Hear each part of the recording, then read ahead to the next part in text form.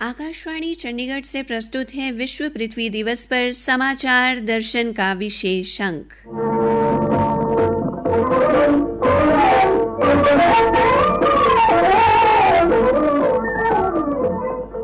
आज के अंक में शामिल है पृथ्वी के अस्तित्व को पर्यावरण दोहन जैसे खतरों से बचाने और परस्पर निर्भरता के महत्व को जानते हुए पशु पक्षियों व जीव जंतुओं के संरक्षण में लगे लोगों से बातचीत।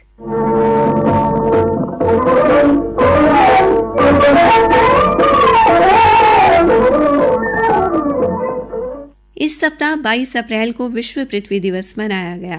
पृथ्वी एकमात्र ऐसा ग्रह है जहां जीवन और अखंड जैव विविधता है। हम सभी मनुष्य, जीव जंतु, पेड़ पौधे एक साथ इस पृथ्वी पर रहते हैं और हर कोई एक दूसरे का पूरक है। आज पर्यावरण का अंधाधुंध दोहन होने के कारण पृथ्वी का अस्तित्व खतरे में है। पर्यावरण संरक्षण को लेकर लोगों में जागरूकता बढ़ाने के लिए विश्व भर में हर वर्ष 22 अप्रैल को विश्व पृथ्वी दिवस मनाया जाता है। इस वर्ष ये दिवस ग्रैब बनाम प्लास्टिक के विषय पर केंद्रित रहा, जिसका उद्देश्य पृथ्वी को प्लास्टिक से हो रही हानि से बचाने के लिए लोगों को जागरूक करना है। आकाशवाणी समाचार ने इस दिशा में हो रहे प्रयासों को लेकर हरियाणा में कई लोगों व संस्थाओं से बातचीत की। आइए जानते हैं अम्बाला की समाज सेवा सोसाइटी की अध्यक्ष ऋतु शर्मा से प्लास्टिक के इस्तेमाल से होने वाले नुकसान के प्रति जागरूकता लाने के लिए किए जा रहे प्रयासों को। हमें प्लास्टिक और सिंगल यूज प्लास्टिक और पॉलिथीन से बनी वस्तुओं का प्रयोग नहीं करना चाहिए, क्योंकि ये हमारे वातावरण के लिए हार्मफुल है। लोगों को जागरूक करने के लिए हमने कई अभियान चलाए हैं और इसके लिए हमारी जो सोसाइटी है वो लोगों को अवेयर करने के लिए कपड़े से बने हुए थैलों को भी बांटती रही है, ताकि लोग जो है प्लास्टिक से बनी हुई वस्तुओं का प्रयोग न करें। हम मिले पंचकुला में कपड़े के थैलों का एटीएम लगाने वाली पूजा अग्रवाल से। पंचकुला को पॉलीथीन मुक्त करने में लगी पूजा बताती हैं, हमने पिछले साल 22 मार्च 2023 में मुहिम शुरू की थी पंचकुला को पॉलीथीन फ्री बनाने की। तो हमने सोसाइटी विजिट किया, लोगों को अवेयर किया, वेंडर्स को अवेयर किया कि कपड़े और जूट के बैग को यूज करें। और अब ये मुहिम बढ़ के हरियाणा के अम्बाला में भी शुरू हो चुकी है। वहां पे भी हमने आई हेट पॉलीथीन नाम से ऑफिस खोला है और ये मुहिम जारी रहेगी जब तक पंचकुला को हम पॉलीथीन फ्री नहीं करेंगे। जब भी हम कुछ ऐसे कार्यक्रम देखने जाते थे, कोई देशभक्ति के कार्यक्रम, तो एक बड़ा अच्छा महसूस होता है कि कितने लोग हैं जो कुछ देश के लिए कर रहे हैं, तो कि हम भी ऐसा कुछ कर सकते हैं। तो मन में एक विचार आया, उस पे हमने शुरुआत की और आज हमारे साथ इसमें बहुत से लोग जुड़ चुके हैं। मैं लोगों को यही संदेश देना चाहूंगी कि आप घर से शुरुआत करें। इतना भी मुश्किल काम नहीं है। एक पॉलीथीन के बिना क्या हम फ्रूट सब्जी नहीं ला सकते? कितने सालों पहले कपड़े और जूट के बैग में आते ही थे और अभी भी इसके बहुत से विकल्प हैं। हमने अभी एटीएम भी लगाया हुआ है कपड़े के बैग का 20 की मार्केट में, कि आप 10 रुपए का कॉइन डाल लें और कपड़े का बैग आ जाएगा। सबसे मेरी यही रिक्वेस्ट है कि हमेशा कपड़े के बैग में ही सब्जी लें, पॉलीथीन कभी भी ना लें। आकाशवाणी समाचार ने पशु पक्षी प्रेमियों से भी बातचीत की। कैथल में हम मिले जीवन रक्षक दल के प्रधान राजू डोहर से। सुनते हैं उनके प्रयासों की कहानी उन्हीं की जुबानी।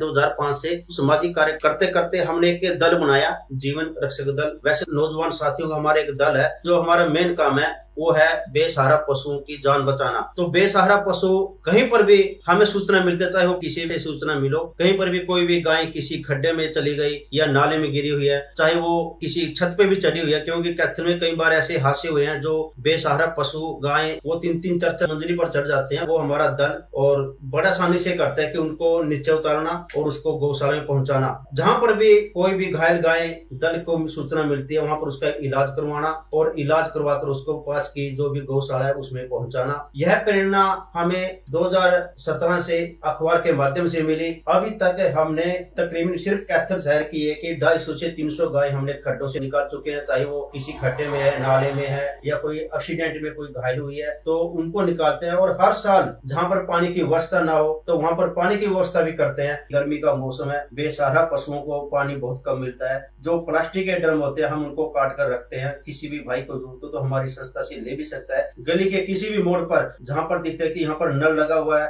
या कोई टुंटी का व्यवस्था है, तो हम वहाँ पर आधे ड्रम को रख देते हैं, सुबह उसको भरते हैं और जब भी कोई भी आवारा पशु या बेसहारा पशु वहाँ पर घूमता फिरता हुआ उस पानी को पीता है, उसकी प्यास बुझती है।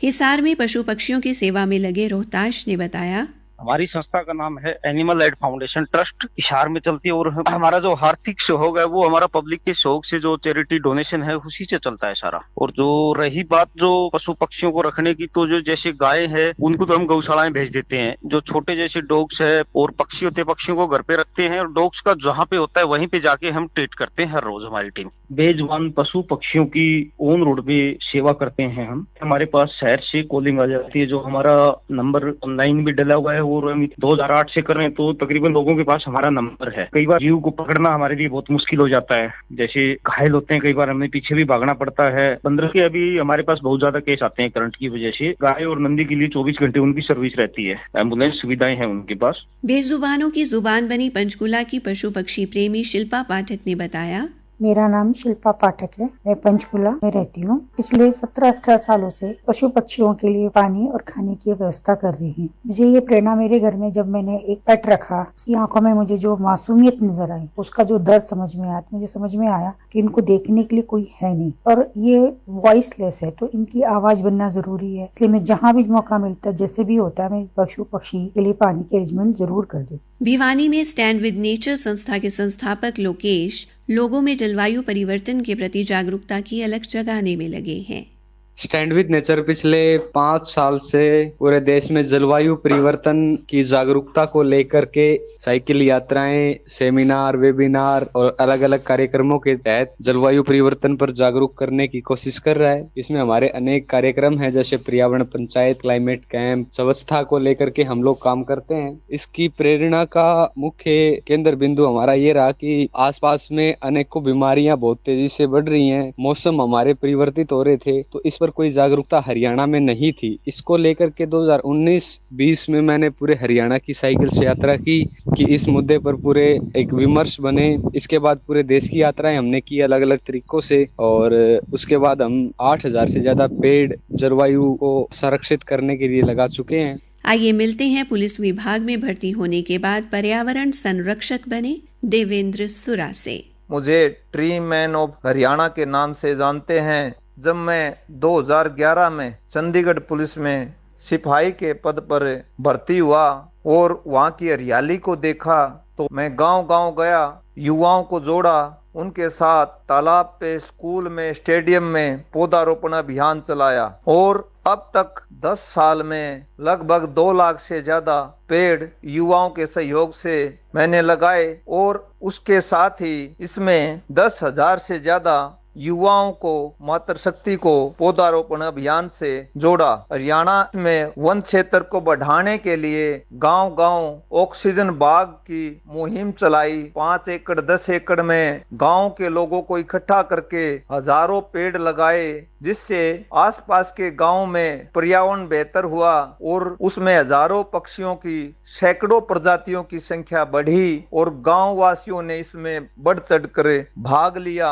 ये एक जन आंदोलन बना। सोनीपत में हमने जनता नर्सरी भी बनाई है लोगों को फ्री पौधे देने के लिए। मैंने पौधारोपण के लिए 6 बार निजी बैंक से लोन भी लिया, जिससे पर्यावरण का कार्य बहुत ज्यादा बढ़ सके और पक्षियों के लिए भी हजारों कसोरे और घोंसले लगाए, जिससे आज दोबारा से लुप्त होती गोरैया चिड़िया की संख्या बढ़ने लगी।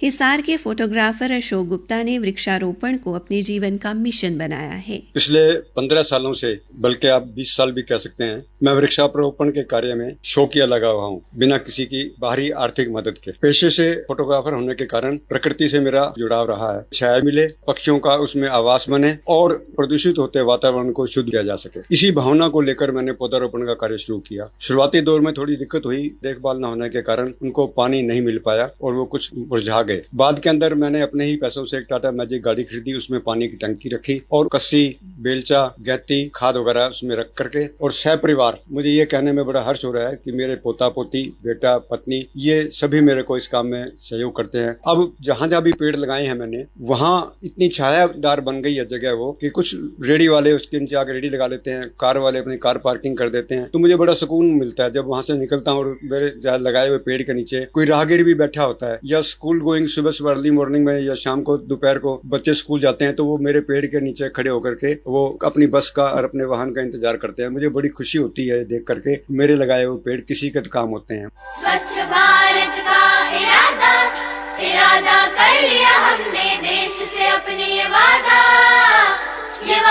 कर लिया हमने। स्वच्छ भारत का इरादा कर लिया हमने, देश से अपने ये वादा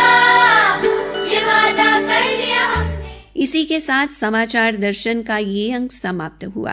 प्रस्तुति अश्विनी कुमार शर्मा, प्रस्तुतिकर्ता रतिका, प्रस्तुति सहायक नितिन कुमार।